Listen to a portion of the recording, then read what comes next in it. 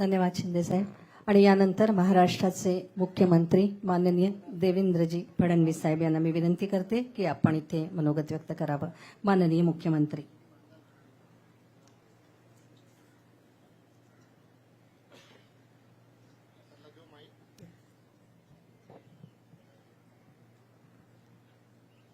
महाकारुणी तथागत भगवान गौतम बुद्ध आणि क्रांतीचे महासूर्य भारतरत्न डॉक्टर बाबासाहेब आंबेडकर यांना मानवंदना अर्पित करतो. मंचावर उपस्थित महाराष्ट्राचे राज्यपाल श्री CP राधाकृष्णनजी, आमचे सहकारी उपमुख्यमंत्री माननीय एकनाथराव शिंदेजी, माननीय अजितदादा पवारजी,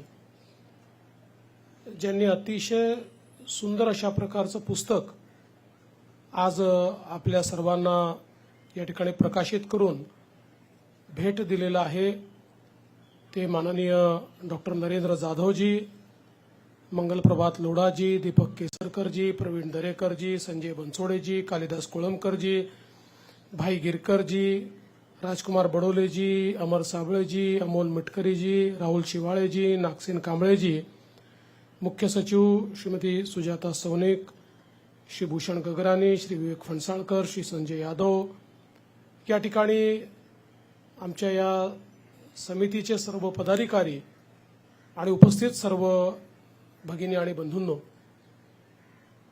आज आपण सर्व लोक या ठिकाणी महामानव भारतरत्न डॉक्टर बाबासाहेब आंबेडकर यांना अभिवादन करण्याकरता आलो आहोत. आणि आपल्याला सर्वांना याची कल्पना आहे की आज आपला देश अत्यंत वेगाने प्रगती करतो आहे.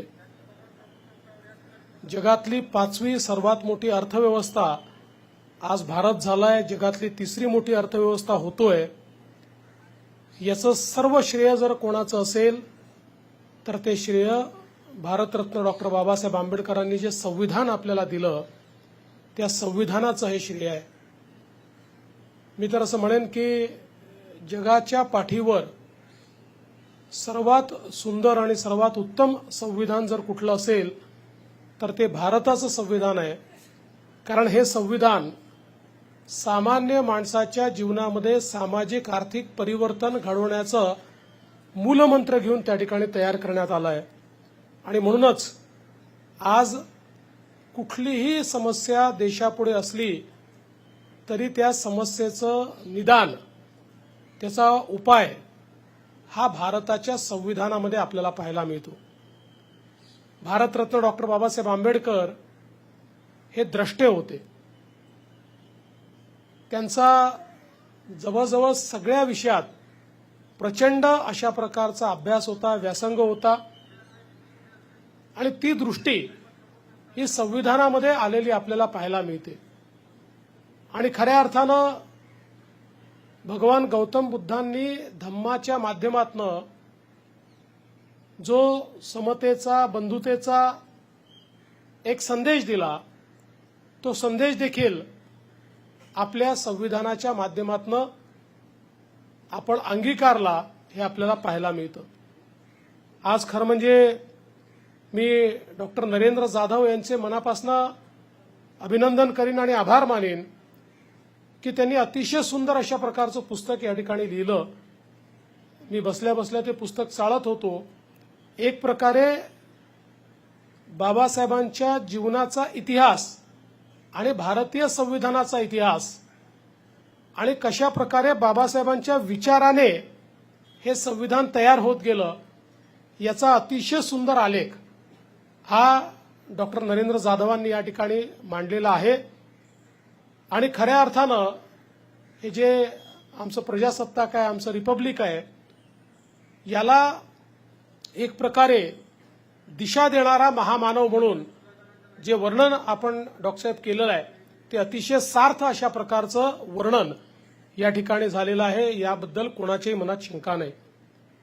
या देशामध्ये कायदे मंत्री म्हणून, मजूर मंत्री म्हणून, पाटबंधारे मंत्री म्हणून, वीज मंत्री म्हणून जो काही कार्यकाळ भारतरत्न डॉक्टर बाबासाहेब आंबेडकरांचा राहिला त्या प्रत्येक कार्यकाळात किंवा त्या छोट्याशा कार्यकाळामध्ये त्यांनी सगळ्या पायाभूत गोष्टींची मुहूर्तमेढ त्या काळामध्ये केली आणि केवळ संविधान नाही तर ते संविधान अंमलात आणण्याचं विजन हे देखील त्यांच्यामध्ये होतं. हे त्यांच्या त्या कार्यकाळामध्ये आपल्याला पाहायला मिळतं. आज देशाची अर्थनीती असेल, देशाची सिंचन नीती असेल, देशाची वीज नीती असेल, याच्यात ज्या ज्या गोष्टी घडतायत त्या गोष्टी त्या काळामध्ये भारतरत्न डॉक्टर बाबासाहेब आंबेडकर यांनी व्हिज्युअलाइज केल्या होत्या आणि त्या आपल्याला आज पाहायला मिळत आहेत. खरं म्हणजे मला लंडन स्कूल ऑफ इकॉनॉमिक्समध्ये त्या ठिकाणी जाण्याची संधी मिळाली भारतरत्न डॉक्टर बाबासाहेब आंबेडकरांच्या निमित्ताने आणि त्यावेळी मला अतिशय आनंद झाला की तिथले जे डीन आहेत ते डीन असं म्हणाले की ही वॉज अवर रेव्हियर्ड फेलो आणि आजही अनेक विषयांवर त्यांचं जे लिखाण आहे ते आम्ही प्रमाण मानतो. मला असं वाटतं की यातनं त्यांचा द्रष्टेपणा किंवा एखाद्या विचाराची सखोल अशा प्रकारची जी काही त्यांचा अभ्यास होता, माहिती होती, ही आपल्याला पाहायला मिळते. आताच ज्या प्रकारे माननीय शिंदे साहेबांनी सांगितलं की या ठिकाणी चैत्यभूमीवर इंदू मिलवर स्मारक आपण तयार करतो, त्याला थोडा उशीर झालेला आहे पण अत्यंत वेगानं ते आपल्याला पूर्ण करायचं आहे. पण त्यासोबत मला अतिशय आनंद आहे की कोयाप्सान विद्यापीठामध्ये भारतरत्न डॉक्टर बाबासाहेब आंबेडकरांचा पुतळा असेल किंवा लंडनमधलं त्यांचं घर असेल, या प्रत्येक स्मारकाशी किंवा दीक्षाभूमी तर माझ्या मतदारसंघातच येते, या प्रत्येक आठवणीशी जुडण्याची एक संधी मला मिळाली. आणि प्रत्येक वेळी जेव्हा भारतरत्न डॉक्टर बाबासाहेब आंबेडकर यांच्या जीवनाकडे मी डोकावून पाहतो त्यावेळी मी थक्क होतो की एक व्यक्ती आपल्या जीवनामध्ये इतक्या गोष्टी कसे करू शकतात. मी तर असं म्हणेन की आपण अनेक वेळा म्हणतो ही व्यक्ती नाही, ही संस्था आहे. अशा प्रकारच्या हजारो संस्था एकत्रित केल्या तरी देखील भारतरत्न डॉक्टर बाबासाहेब आंबेडकरांचं ज्ञान आणि त्यांचा व्यासंग पूर्ण होऊ शकत नाही.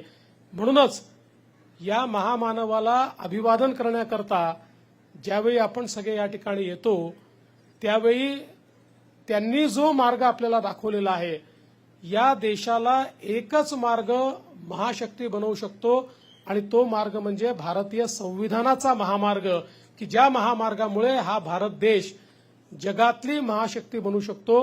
आणि म्हणून आपण सर्वांनी बाबासाहेबांना नमन करताना एकच सर्वांनी ठरवलं पाहिजे, एकच संकल्प केला पाहिजे की भारताच्या संविधानानुरूप आमचं आचरण असेल. आमच्याकरता कुठल्याही धर्मग्रंथापेक्षा महत्वाचं हे भारताचं संविधान असेल आणि या संविधानानुरूपच आम्ही सर्व आमच्या जीवनामध्ये आचरण करू. मला असं वाटतं या संकल्पानेच भारताला आपण महाशक्ती तयार करू शकू. खऱ्या अर्थानं या महामानवाचे उपकार हे आपण कधी फेडूच शकत नाही. त्यामुळे त्यांच्या उपकारात राहण्याकरताच आणि त्यांच्याकडनं प्रेरणा घेण्याकरताच आजच्या दिवशी आपण त्यांना अभिवादन करण्याकरता येतो. मी या ठिकाणी भारतरत्न डॉक्टर बाबासाहेब आंबेडकरांना अभिवादन करत असताना पुन्हा एकदा आमचा कृतसंकल्प जाहीर करतो की जे कार्य आम्ही करू ते संविधान अनुरूप करू आणि काम करत असताना समाजातला जो शेवटचा व्यक्ती आहे, जो वंचित आहे, त्या वंचिताचाच विचार हा पहिल्यांदा आमच्या सगळ्यांच्या मनामध्ये असेल. मी पुन्हा एकदा भारतरत्न डॉक्टर बाबासाहेब आंबेडकरांना मनापासनं अभिवादन करतो आणि माझं बोलणं संपवतो. धन्यवाद. जय हिंद, जय भीम, जय महाराष्ट्र. धन्यवाद मुख्यमंत्री. भारतरत्न डॉक्टर बाबासाहेब आंबेडकर यांचा आज 68वा महापरिनिर्वाण दिन. त्यानिमित्तानं चैत्यभूमी